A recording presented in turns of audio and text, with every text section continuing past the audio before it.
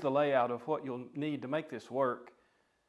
There are a few tools that you'll need, but none are really specialty tools. An adjustable wrench, or maybe an 18mm. Allen wrenches, some wire snips, pliers, and maybe a screwdriver or two. The hub motor kit can be purchased from your favorite online retailer. I'll put a link in the description for my favorite online retailer. Keep in mind it is an associate's link, so I do get some commission. I guess one of the best reasons to want to convert a pedal-only bicycle into an electric bike would be because you enjoy riding a bicycle. I'm looking at converting my Electra Townie to a hub drive bicycle. You can buy the kit on eBay or Amazon or from many online retailers. It comes with everything you need. You can even buy it with the battery included. Most of the time, folks will source their own battery to get exactly what they want. But changing out the components is not terribly difficult. If you've got a few wrenches, you probably have all the tools that you need. But the reason behind putting electric assist, throttle or pedal assist, either one, on a bicycle that you already have, that you already enjoy, the reason behind that is because you already enjoy it. Being able to continue to ride the bicycle that you kind of have dialed into what you like. And so looking at putting this rear hub motor on my Electra Townie is going to let me continue to ride my Electra Townie because I enjoy it so much. I've been riding Townies since probably 2003 or 4, so that makes this about, what, 16, 17 years now that I've been riding Electra Townies, and I thoroughly enjoy the geometry that they give. It's just a relaxing ride around town. I, like most folks who are in the demographic who buy e-bikes, I am 50 plus now. I had my 50th birthday this year, so I've joined in that group. They say that more people 50 and older buy e-bikes than any other demographic. So that's me. The difference between me and a lot of those folks, though, may be that I'm fired up about getting to convert mine, not just go out and buy a new one. So my controller is an older controller. It's one that I have used in the past. It didn't come with this kit, so I've replaced it with this one. It's a little bigger than the one that came with it, but that's okay. Battery connection here, I use XT90 anti-spark battery connectors, and then the connector to the hall sensor coming out of the motor, as well as the power that comes out of the motor, that goes toward the motor as well. Then on the other end, from the rest of what we have here, is going to be my 2 brake levers with sensors to cut the power to the motor whenever we're braking, as well as the on-off switch, throttle, and battery, 3 LED battery gauge unit that we use. At some point we have to ask the question, why hub drive over mid-drive motor? In my previous video for this particular Townie, you know that I put a mid-drive motor on it, did that conversion from standard to electric using the Bafang 750 watt mid-drive motor. And today I'm doing the 1000 watt hub drive motor, and it's not so much why one or the other for this particular series of videos. It is to show the difference.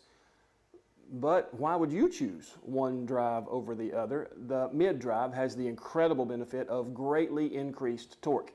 It's using the bottom bracket crankset space for its drive, and so the ability to put a motor there, which gives so much more torque. The 750 watt Bafang BBS02 produces 160 Newton meters of torque, whereas the 1000 watt e-biking hub drive motor is going to produce more along the lines of 80. So you can see a great increase in the amount of torque a mid-drive motor produces. One of the downsides of using a mid-drive motor is going to be, if you break a chain, you will be stuck like Chuck, because pedaling is going to get you nowhere with a broken chain. On a hub drive motor, if you break a chain, you still have your throttle, then you can go ahead and get back to town provided you have enough battery power to do so. Great benefit of the mid-drive motor then is going to be a lower center of gravity because your weight of that motor is going to be below you in the lowest part of the bicycle. On a hub drive motor, of course, the weight is behind you, which is not a bad thing, but it's not quite as good as being in the position of the mid-drive motor. A positive benefit of the hub drive motor, though, is going to be less wear and tear on your drivetrain. It's just not as hard on a chain as a mid-drive motor is.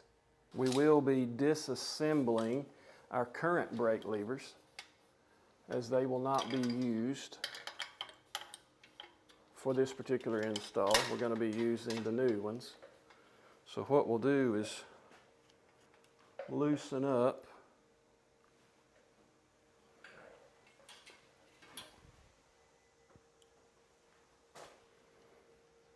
here enough to get those going in the same direction, and then we can just pop that out as long as that is a straight shot. Then we can open this and just pull that out. Now we can use this same brake lever on the new, this same brake cable assembly on the new brake lever. We'll do the same thing with the rear brake. So all we're doing is loosening these up so we can get those in a straight shot, and then pull that, press our brake lever down and slide that out. That's the rear. So I have my cables that are coming out of my wires that are coming out of the motor, and I'm going to run them down the stay here, like I said, plugging into the 3 phase wires.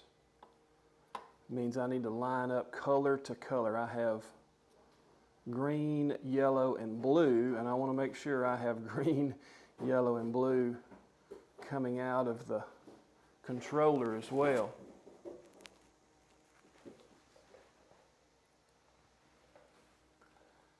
Background noise today provided by Chief, my cat. He's about to make an appearance on this video. There's his tail. He is